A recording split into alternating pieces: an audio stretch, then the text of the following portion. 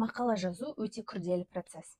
Оны тездету үшін көптеген құралдар бар. Бұл видеода біз ғылыми мақалаға қатысты терминдерді, оларды қай веб-сайттардан қарау керек екеніміз, және де мен өзім ғылыми мақала жазғанда қандай құралдар қолданатыны туралы айтып тізіп беремін. Сәлем достар, менің атым Гүлсім. Мен 10 жылдан астам мақала жазып келе жатырмын. Бұл видеоны сақтап немесе досыңызға жіберіңіз. Ғылыми мақала жазардың алдында сіз қандай журналға тапсыратыныңызды білу керексіз. Мен түгел видеоларымда тек шетелдік журналдарға мақала жазуды негізге аламын. Миллиондаған ғылыми журналдар бар. Сіз мақалаңызды қай журналға жіберуіңіз оның импакт факторына байланысты. Импакт фактор деген ғылыми мақала басып шығаратын журналдың рейтингі. Ол жоғары болған сайын, ол журнал жақсы деген сөз. Әр журналдың өзінің импакт факторы, яғни рейтинг шамасы әртүрлі болады. Және де ол әр салаңызға байланысты әртүрлі болып келеді.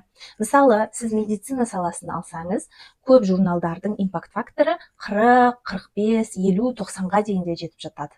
Ал егер басқа кішкентай саланы, онша танымал емес саланы алсаңыз, ол жерде журналдардың ең көп импакт факторы, ең көбі 3 болуы мүмкін. Сондықтан сіз тек өзіңіздің салаңызға байланысты журналдардың импакт факторын қарауыңыз жөн.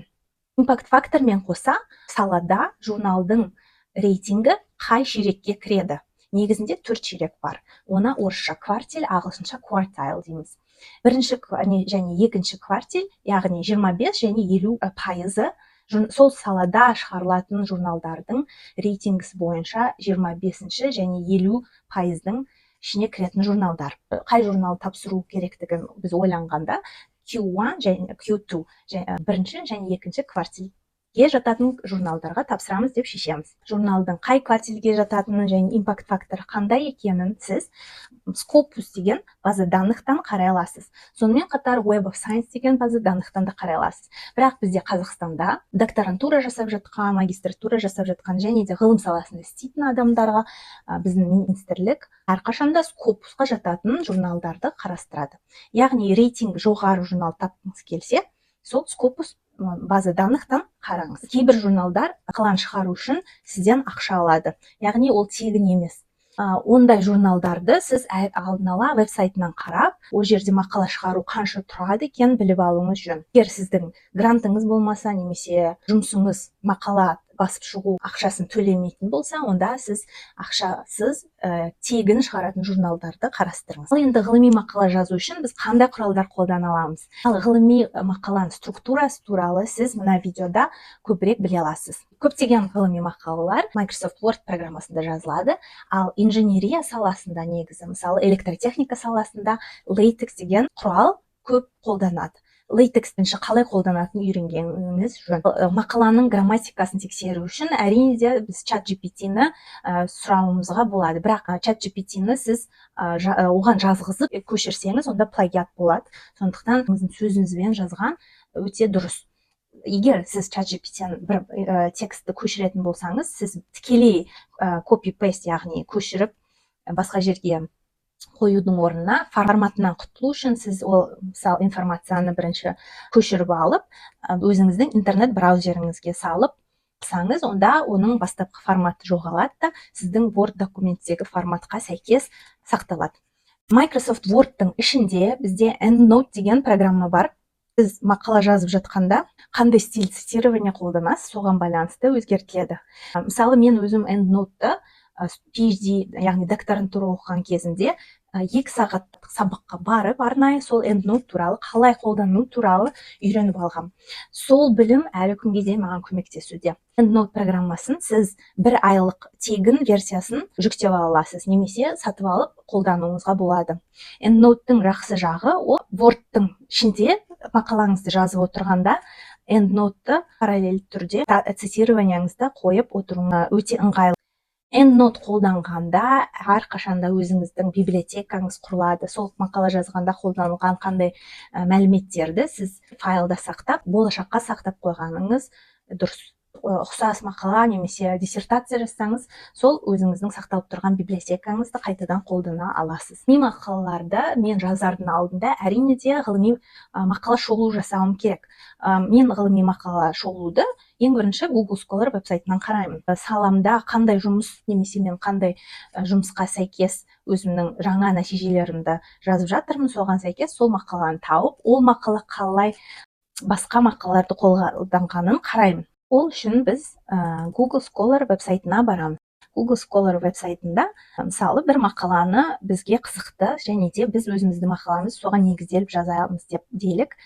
Сол мақаланы тапқаннан кейін cited by, яғни сол жақтан үшінші батырманы бассаңыз, осы мақаланың негізінде басқа одан кейін қандай мақалалар жазылды, соның бәрі осы жерде жазылып тұрады.